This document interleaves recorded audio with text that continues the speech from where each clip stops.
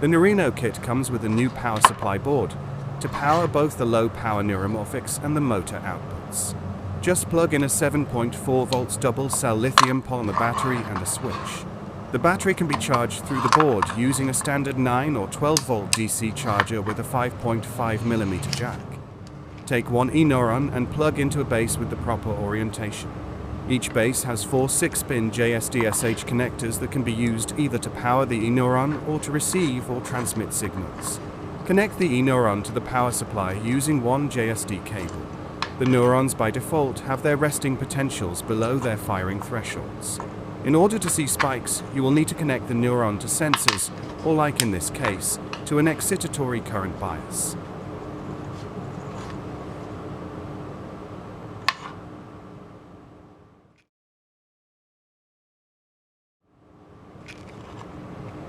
The kit comes with 2 kinds of sensors: contact sensor and light sensors. The contact sensor induces spiking in the neuron when pressed. The light sensor induces a depolarization in the neuron that may result in spiking if the light intensity is high enough. The greater the light, the faster the spiking. Other possible sensors may include ultrasound or infrared distance sensors, temperature sensors, or virtually anything else. The kit also contains motors and new motor driver boards. Connect a motor driver board to one of the power supply's regulated outputs. The motor can be connected to the driver board directly or optionally via a cable.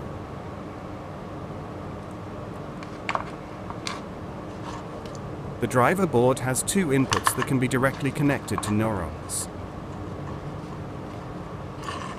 At each spike, the motor rotates a certain amount in one or the other direction, depending on which input is used.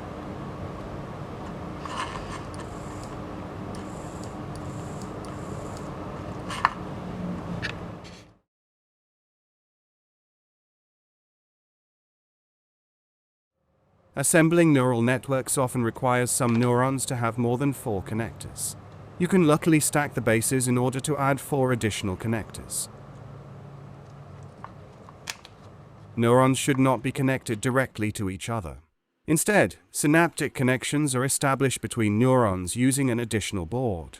The e-synapse, like its chemical counterpart, is directional. Pre- and post-synaptic neurons' respective connectors are labeled in the back of the synapse. The strength, dynamics, extent of short-term facilitation and depression, or whether the synapse is excitatory or inhibitory, are hard-coded into each board. Various kinds of synapse can be combined to perform a wide range of computations. For instance, this particular circuit performs a pseudo-differentiation of the left neuron's spiking rate. Through the combination of one fast excitatory and one slow inhibitory synapse, the top right neuron will be depolarized when the left neuron's spiking rate increases and hyperpolarized when it decreases.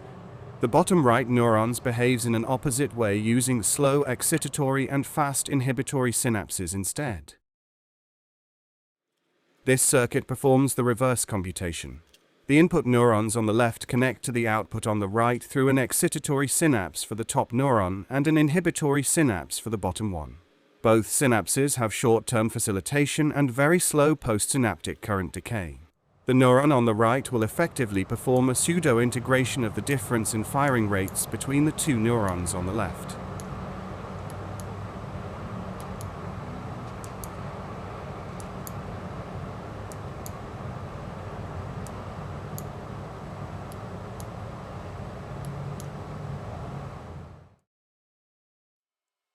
In this circuit, each of the 2 neurons forms a self-excitatory synapse and one inhibitory synapse to its neighbor. The 2 neurons compete with each other to be the only one firing, but because the synapses have short-term depression, the neuron currently active will eventually lose its inhibitory power.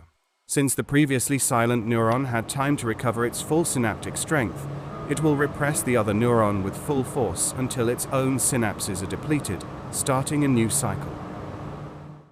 The kit also contains synapses which implement what we call synaptic plasticity. Here the neuron on the left is connected to 2 postsynaptic neurons with such plastic synapses. The synapses are initially too weak to transmit activity. However, when both the pre- and postsynaptic neuron are activated at the same time, the synapse becomes strong enough to transmit activity to the postsynaptic neuron.